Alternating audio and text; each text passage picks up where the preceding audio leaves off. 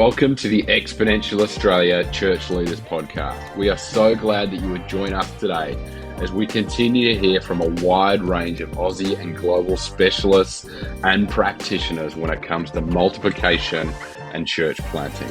But before we jump into our episode today, we wanted to take a quick moment to tell you about our sponsor for this podcast, the Church Co. The Church Co is a website and app platform specifically designed for and with churches and church planters in mind. And the best part is that they actually build the website and app for you, so you don't have to spend exorbitant amounts of time, money, and energy learning a new tool. You might think that this would cost a whole bunch, but they are a ministry. And the price is similar to hosting a website at simply $29 a month.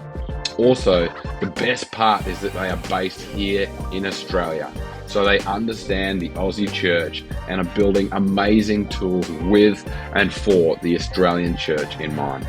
So we want to strongly encourage you to check out the Church Co, as well as some promotional opportunities that we have with them.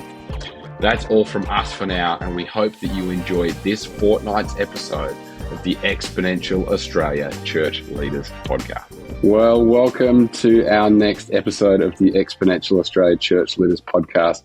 We are so glad that you would join us today as we are joined once again by an incredible guest, as we do every fortnight, but in particular, all the way from abroad, from the UK. Today, we are joined by Sarah Jackson. Sarah, it is so wonderful to have you with us on the podcast today. Oh, Charlie, thank you for having me. It feels like such a treat to be back with you again. And feel like brothers and sisters from Oz. So really excited for today. Well, as you've alluded to, of course, this is the second time that you've been on the podcast with us. And we are particularly recording this episode in anticipation of you and your husband, Tom, being with us in Australia next month. We are so excited to have you as we travel all around the country, hosting events in all sorts of cities. And of course, details of that can be found on our website. But Sarah, for those who maybe didn't get around to hearing you on our first episode, or your name is new to them, how about you give us a bit of an introduction to who you are, some of the things that you do? Would love to hear a bit more about what you're up to and your ministry. Oh, Charlie, thank you. Well, I'm far more interested in meeting church leaders and denomination leaders and hearing about them. But for what it's worth, I came to faith as a teenager through Alpha, when it was a tiny little course of 30 people in this church in central London called Holy Trinity Brompton. And I was there in the kind of, went through a bit of a crisis in our family life and really started a search. And that's how I came to faith. And so not from a Christian background at all. And I encountered two really extraordinary things coming into that church when I was 13.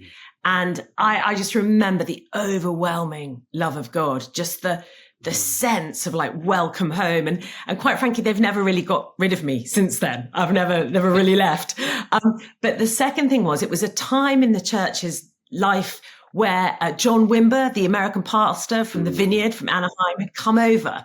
And he'd come over regularly as a friend with his American team, with their baseball caps and their gum, which was very un-British in our, robed choir, pewed church. And it was all of a shock for us.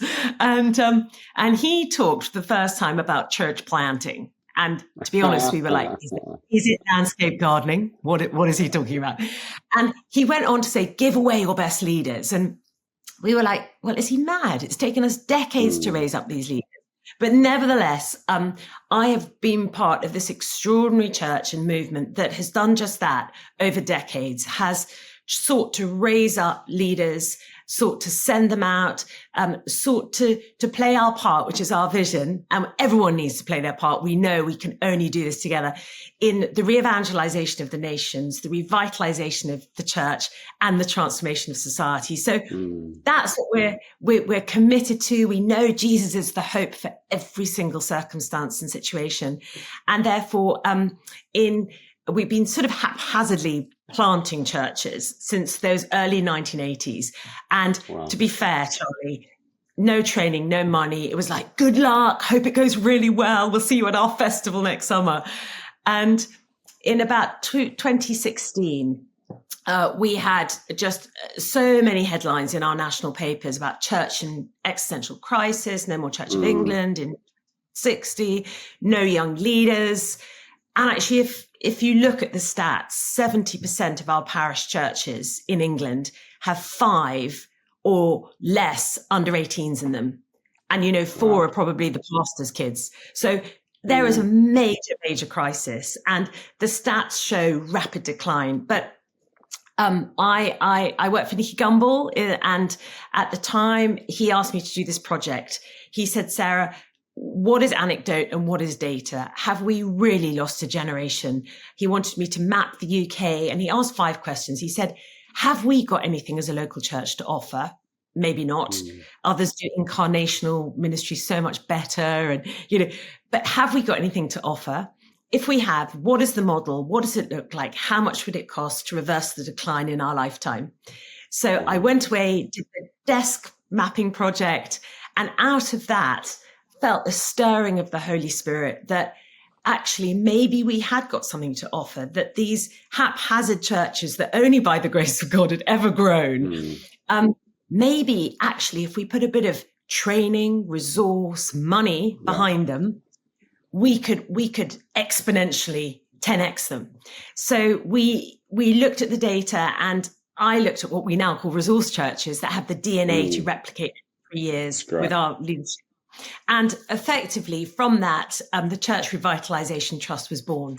And it was the idea that we needed a vehicle within our churchmanship that was just 24/7 thinking about remissioning buildings, planting where there weren't ones, reopening strategic locations that maybe had been closed or were at threat of being sold off from, carpet warehouses, and to intentionally go after raising a pipeline of leaders. So that's effectively what I have the privilege of being part of that team.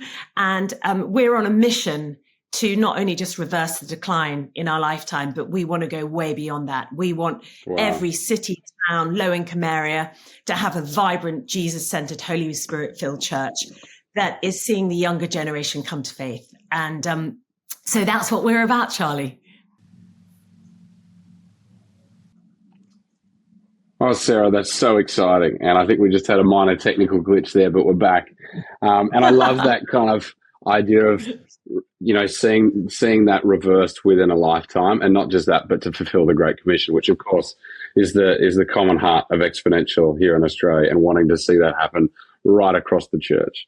And I guess one of the things that would be really helpful just to ask you about, particularly as the organisation that you lead alongside Holy Trinity Brompton and the Church of England being called the Church Revitalisation Trust. To some here in Australia, that might sound like something different. But of course, when you guys talk about revitalisation, that is planting churches all across the nation. Talk to us about that resource church idea that maybe is new for some people. Yeah, so effectively, when we looked at what could we offer, if there was anything on a national scale, I think there was a great sense of, goodness, the stats are far worse than we thought. Not on our watch. Have we really lost a generation? Are there really whole swathes of community where people have never been into a church at Christmas or at Easter?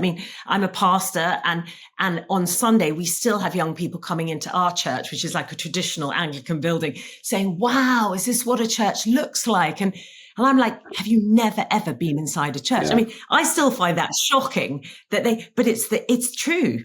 And therefore, we started with saying, okay, well, maybe what we can offer, and we've morphed since then, but we started with a resource church that is unapologetically attractional. And we look at it being situated in a good footfall for either a college, university, a vibrant city we started in, just because that's where young people gather. Because probably in the UK, the over 60s are okay and catered for in their type of churchmanship. So we love them and we want everyone to encounter Christ. But actually the younger generation are just nowhere close. And so we thought, okay, we need to be proximate. We need to have good transport hubs. We need to have a good capacity of size. So over 500 generally is what we look for a resource church. And then, the days of the one pastor driving the bus saying, get on board, I'll take your money, I'm going to drive you there, enjoy the journey. We know, pastor burnout, we know it's the toughest job. So therefore, planting as a team is critical. So who's going to help train up the team? So we started to say, well, actually, we could start helping by training kids pastors, ops managers, youth workers, worship leaders. So we send a team and Love Your Neighbour coordinators, which is our social outreach, in order that they go together with that culture of can-do and joint vision. So a resource church is in a key city location. It is of a size and a scale that it is attractional, but we absolutely are intentional that within the first 3 years, we intend to plant. And therefore, it needs to have a pipeline of leaders coming through who know that they're not there to stay. We're all people on mission. We're sent people. And they get sent with a team. And for example, St. Peter's Brighton down, it was a massive it is a massive like cathedral-like building in Brighton, one of our southern cities. And it was a bit of a white elephant. Church thing didn't know what to do with it, whether they're going to knock it down. And our current vicar, Archie Coates, went with the team and they started to plant. And the first plant they planted was in a really low income area on an estate where people were like, why are you coming onto our estate? The only direction people normally go is one way, and that's trying to get off the estate. Wow. Yeah. And that's a slow burn, incarnational. We need someone who shepherds, not necessarily an entrepreneur. So we very quickly worked out by looking at these plants and these remission of places that we needed different leaders for different types of church. So the resource church leader is one type, but from that, we've then seen low-income area leaders, more towns, more suburban spaces. And it's been really exciting seeing how God has taken it. But the idea is that healthy things grow, and therefore we expect growth, and we expect that people will be able to plant out with teams. So now if you looked at the family around St. Peter's Brighton, they've planted 26 churches out of that one resource church. Wow. So if we could see that replicated with all the resource churches around the country, you see how you start to 10x it. So you move from addition to multiplication. So that's good. The vision. I love that. And that, of course, is one of our big hearts and one of the things we can't wait to hear you talk about. And as part of your time in Australia, you're going to be kind of particularly speaking into two mini events, firstly for church leaders and for church planters. And really, we're trying to say to anyone who would come along, anyone who even has an ounce of an interest in church planting, even the pot plant that may think it can plant a church one day, just really to encourage that sense of, hey, maybe you have a church in you, maybe there's a percentage of curiosity. And we've really asked you to speak into, I guess, the leadership crisis that we have seen and experienced as the church, I think in the West, but definitely here in Australia, and really what it means to grant permission to younger leaders, raising up younger leaders to plant new churches. And I wonder, from your experiences, Sarah, if you could just give us a bit of a taste of how you've been able to see that play out, just maybe some stories about where you're seeing that happen around the UK.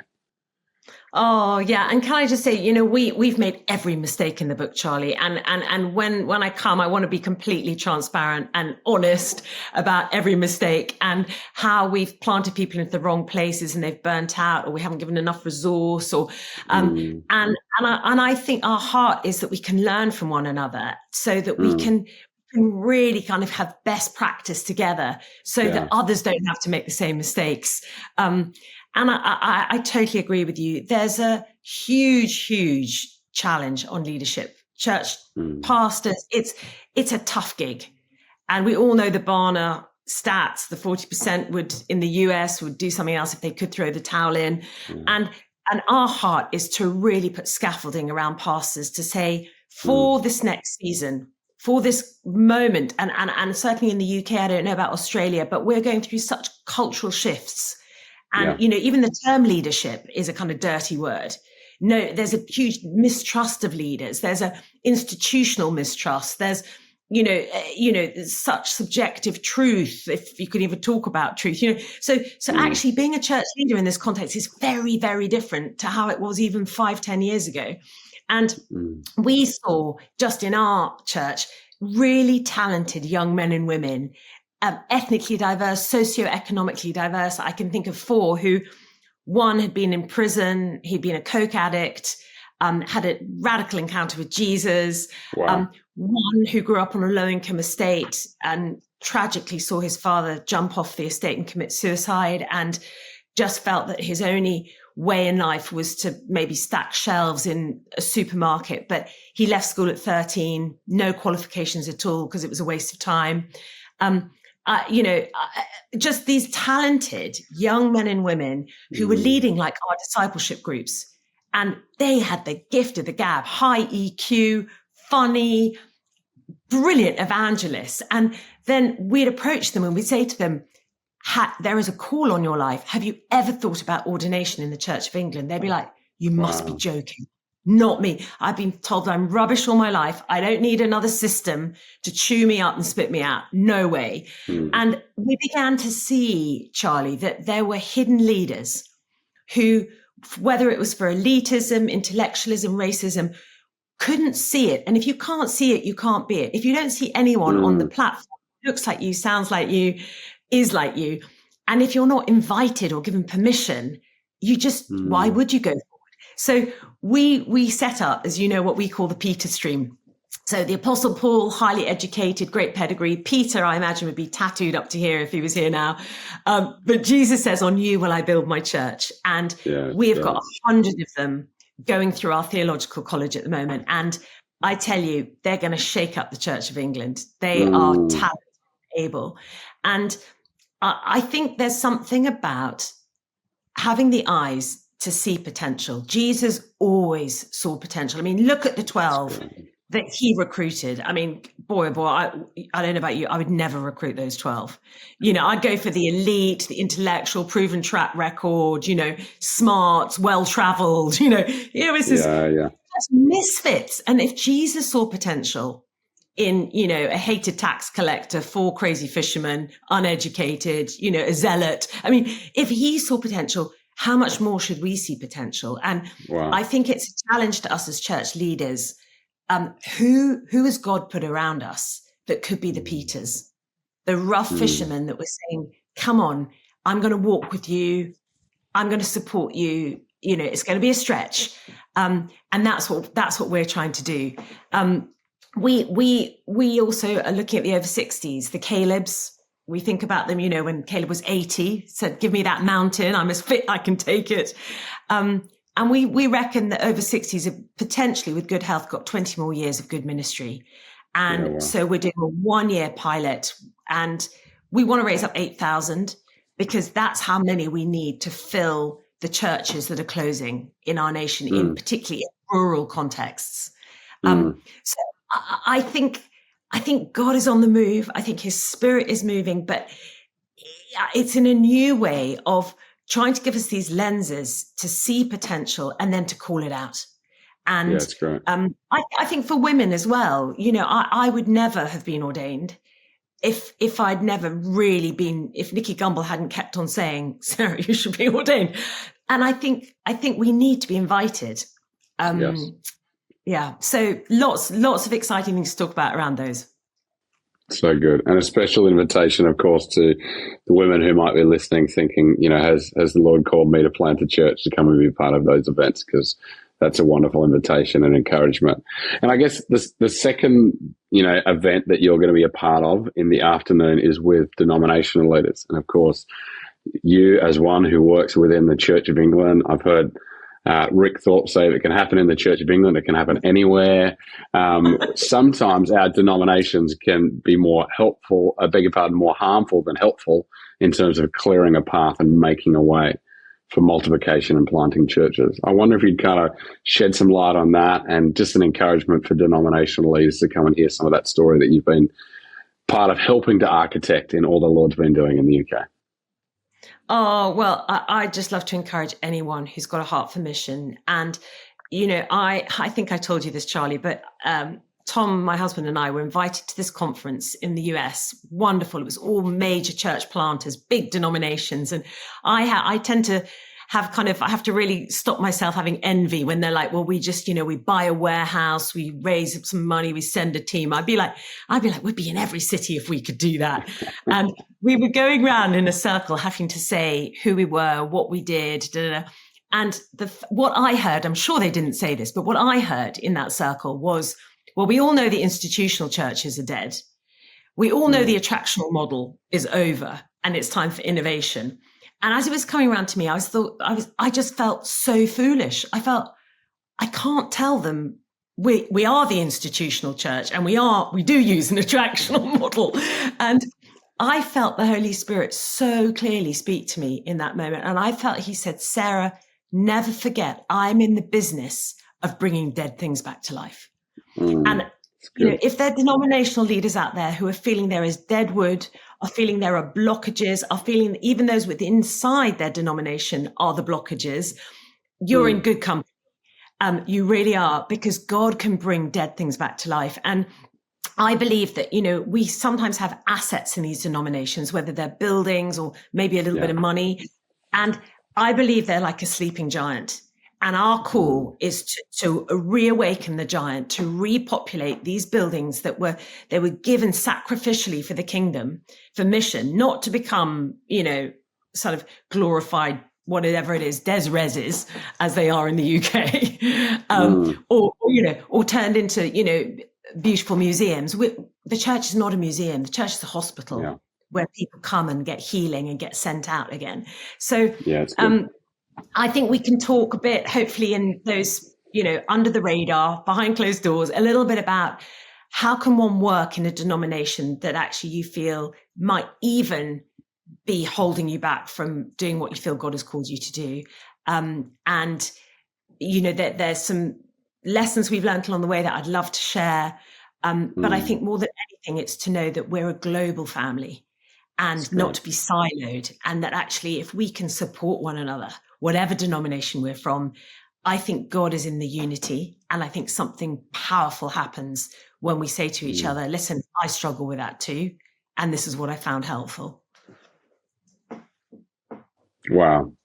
And I guess finally, Sarah, we're also going to be hosting business lunches while you're in each of these cities, particularly as we host Tom. Tom has an incredible passion for and experience in, what feels like globally this growing integration between business and redemptive entrepreneurship and the work of the kingdom. We've entitled this whole tour around Australia, Flourishing Ecosystems, that we need business people to help us with strategy and vision and funding and kind of this, what the Lord seems to be collectively doing go forward. What would you say to business folk who might be listening and, wondering whether they should come along and have lunch with Tom?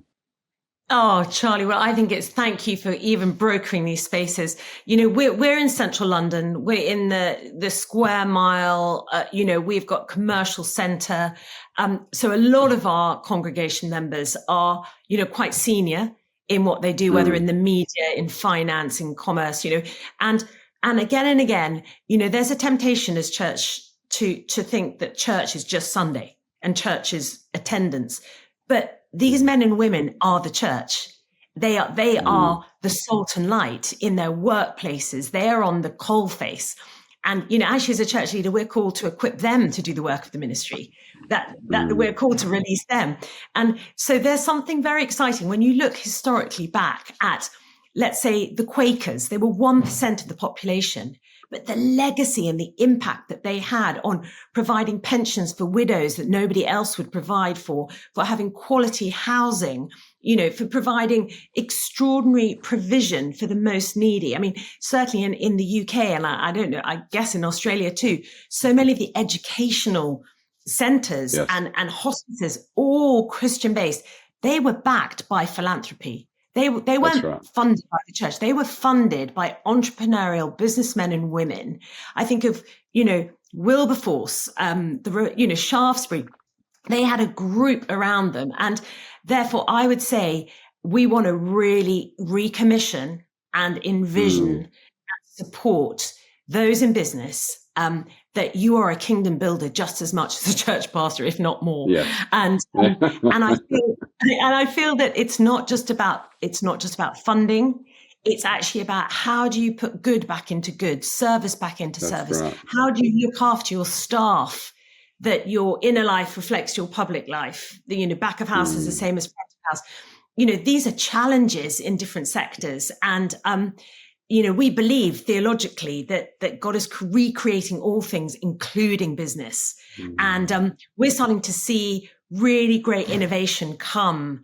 We run something our workplace ministry here, collaboration. Just a couple of months ago in our media sector, we have somebody who's bought a wonderful theatre in London. It's a little theatre, and through at church, we ran a sector for those in media and arts, and they cooked up this idea to maybe collaborate. One of there's a kind of director, and one is the owner, and they put on this amazing play about kind of existential hope. It wasn't overtly Christian, but it asked all the big questions. And I think we mustn't underestimate, the charitable sector, the church sector can be, hundreds of thousands of pounds worth of assets. The business world is billions. The influence is massive. And we're called to be salt and light. So really excited for business leaders, entrepreneurs, just to be part of this, to hear from Tom. Tom's always had a passion. And just really, we'd love to encourage you with some stories and hear from others as well. So good, Sarah. Well, hey, I feel like we've got an amazing foretaste of your time here in Australia next month. It's going to be an incredible event all around the nation, and we just want to encourage those to make sure that they jump on, grab your tickets to any of those 3 mini events. They're going to be an exceptional time together. But Sarah, just wanted to give you the opportunity, any parting words, any encouragement that you wanted to offer to our listeners, particularly in both connecting to this tour, but more broadly in all the different things that the Lord's doing. Oh, Charlie, thank you. Well, we feel so privileged to be coming over, and all our teams are praying. We're praying for Australia. We believe God is doing something extraordinary. If I could tell you how many Australian visitors we've had in the UK coming through our doors at HTB and Revitalised Trust in the last 2 years, something is happening in Australia for sure. And there is a hunger. We've met exceptional young leaders who have a sense of call from God. We've met business leaders who've set up phenomenal enterprises across Australia who are kingdom minded. And therefore we cannot wait to come. We can't wait to be with you. We can't wait to meet new people. And I think we know that not by might, it's not by power or great strategy or great talks. It's by God's Spirit that anything of worth happens. And more than anything, we want these sessions to be infused by His Spirit. It's tough to be a leader right now, whether in business or in church, and we need His Spirit to fill us. So we're really hoping that it won't be so much what we say, but it will be that His Spirit will go ahead of us, and that people will leave re-envisioned, refreshed, and just with a sense of greater purpose. Because after all, life is short and we get one shot at this, and I believe the time is now. So we can't wait to be with you, Charlie, and thank you for having us in advance. Oh, well, it's going to be incredible, Sarah, and we can't wait to have you. It's going to be a great couple of weeks as we journey around Australia together. Really, as you've rightly said, just seeking to encourage and equip people with all that they need in order to be about God's business, in planting churches and seeing increase and multiplication in our nation in order to fulfill the Great Commission. So we can't wait to have you and Tom in just a couple of weeks' time. Thanks so much for being with us today on the podcast, Sarah. Thank you for having me, Charlie, and see you soon.